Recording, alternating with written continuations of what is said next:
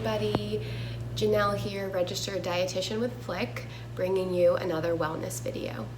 So I know last time we talked about how to create your plate healthy using at least 3 of the 5 main food groups. So today we're going to build off of that, and we're going to talk about how we can actually apply that to kind of everyday food items that we might have available. So we're going to go over some really simple meal ideas, and the catch here is I'm really trying to incorporate as many shelf-stable food items as possible, and that's just because I know a lot of us are trying to limit maybe how often we're going to the grocery store. Maybe we're trying to be more creative with the food items that we do have at home.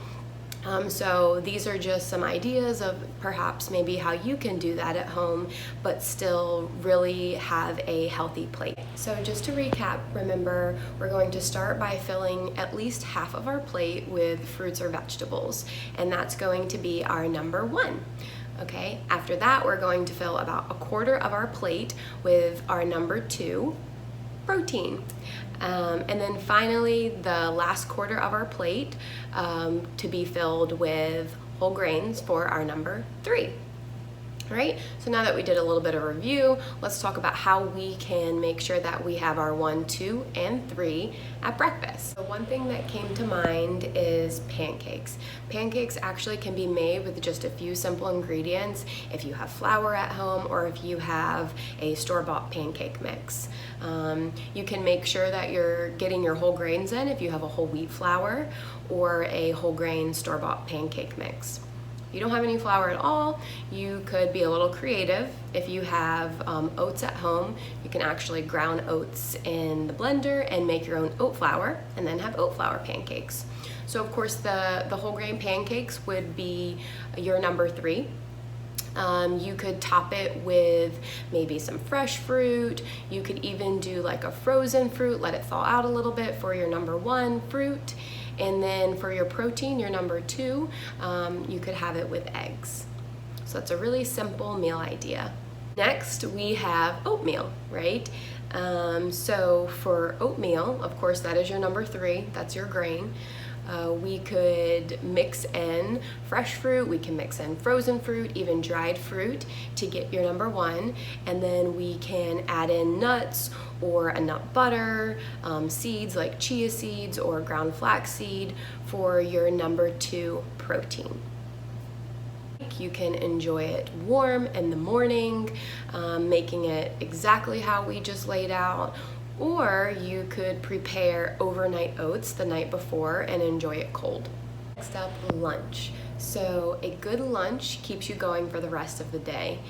I have personally been eating probably too many sandwiches, but what I found is that perhaps having a hot sandwich kind of is a little bit more exciting than having a cold sandwich. One way that we can do that is by having a panini.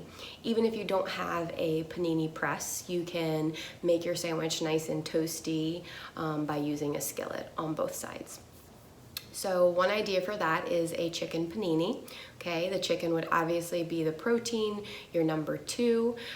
You can cook the chicken right on the stovetop, or you can even use any kind of frozen pre-cooked chicken, heat that up and then use that.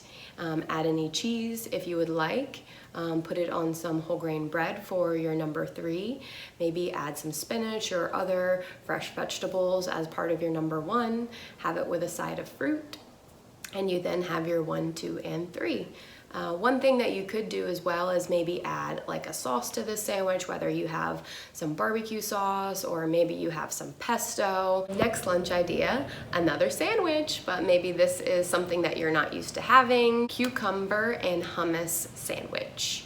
So you can use store-bought hummus for your protein or your number 2, or if you have some canned chickpeas on hand, you can even make homemade hummus.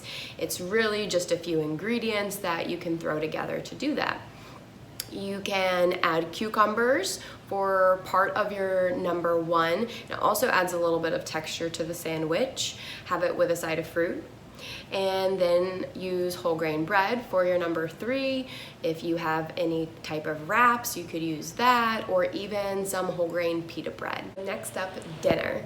One thing that I was thinking is tuna burgers. And this actually came to me because the other night I was looking in my pantry. I was, again, just trying to be creative with what I had, and I'm like, oh my gosh, this is gonna be one of those nights that I can't possibly make anything tasty with what I have. I ended up making tuna burgers, and they were delicious, and they were so easy. So if you have canned tuna at home, you can make them.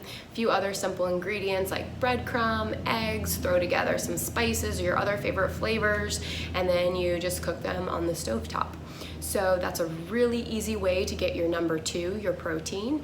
You can put that on a whole grain bun, maybe add cheese to it if you care for that, maybe your favorite vegetable toppings or any other sauces that you might like, and then serve it with a side of roasted vegetables for your number 1. Those could be fresh vegetables, they could be frozen, really whatever you have on hand.